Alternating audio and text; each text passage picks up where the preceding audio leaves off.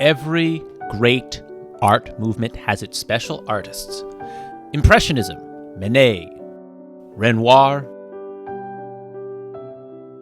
and Monet, who painted his water lilies. Romanticism, Delacroix,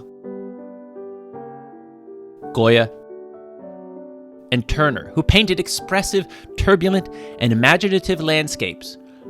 And when it comes to portraits, Hans Holbein the Younger is your man. All right, I'm outside the Morgan Library and Museum. It's a library and a museum. I consider it a museum. Some people consider it a library. Well, it's not really a library because you can't take the books out. If you could take the books out, I'd consider it a library.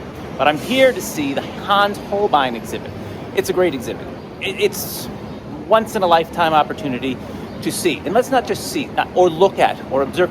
It's experience, but not in the way you go to the Olive Garden and experience. It's not a passive form of experience. You really have to look. You have to stare these things in the eye. And then Hans Holbein becomes alive yet again. So let's go see some of Hans's work. I like to be on his first name basis. So now we're going to go see some of Hans. But before we look at his artworks, a few words about Hans. I call him Hans because, having looked at his art, I feel I have a relationship with him. His full name was Hans Holbein the Younger, which meant there was an elder. And there was an elder. That was to be his father. I'm not sure you can see a family resemblance through a painting and a sketch. But take my word for it, or at least take the word of art historians. This was Hans, his father, who was also Hans. It must have been trouble at family gatherings. Hans the Elder painted himself and his two sons in an altarpiece at the Basilica of St. Paul. And in this sketch of his two sons, the other son was Ambrosius, who was also an artist, and was quite accomplished in his own right, as he was a very important illustrator in Basel. Here's a painting of his. It's a portrait of a boy with blonde hair. Why Ambrosius didn't get the kind of notoriety Hans the Younger did? Well, fame is kind of fickle. But what do they care? They lived 500 years ago, so they're probably happy not to spend their lives as serfs. Hans began his career in Basel and would eventually live in this house. Pretty nice house.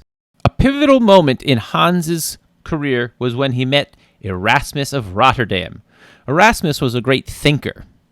And at that point, being a thinker was a big thing. Erasmus believed we can't be certain about what we know. And he told this to people, and for some reason, he became famous. So much so that he wrote a book, Praise of Folly, which he had Hans illustrate.